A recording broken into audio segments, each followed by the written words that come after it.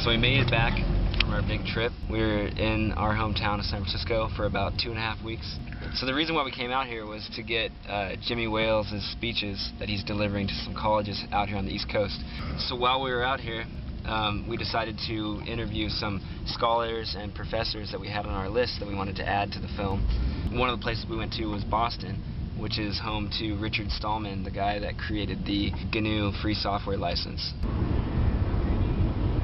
Driving in Boston's not easy, much more challenging than we thought it was going to be.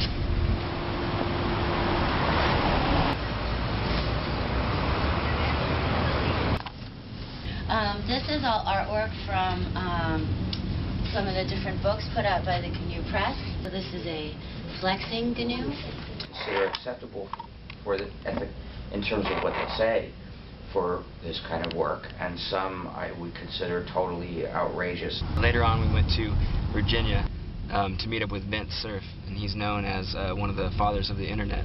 He helped invent one of the systems that made the entire infrastructure of the internet work.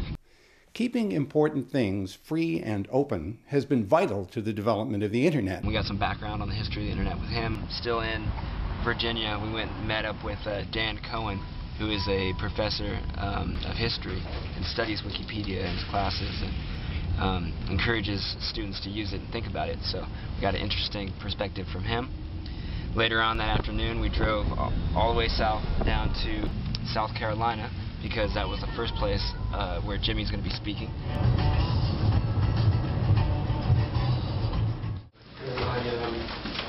Alrighty. Really? That's okay, alright. Nick Jenkins, Russian. Hey. Alright.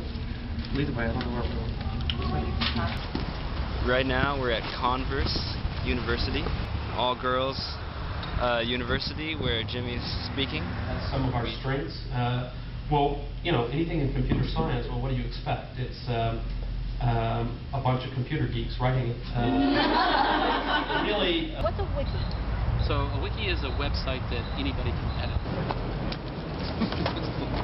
Control the door. Later on, he spoke to a larger community in their theater room. Widely used as a second language. Only a small handful of them are really persistent vandals.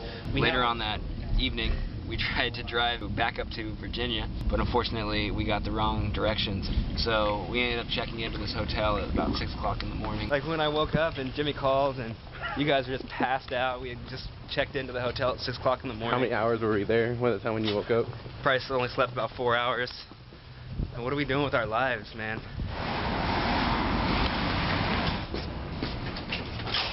There was about 10 or 15 minutes to spare, set up, shot Jimmy's next speech, came off wonderful. Fairly neutral, they're pretty measured. People are kind of careful about how they say things. After that, we followed him around as he's rushing to the airport now to catch a flight to go to Florida, where he's speaking tomorrow.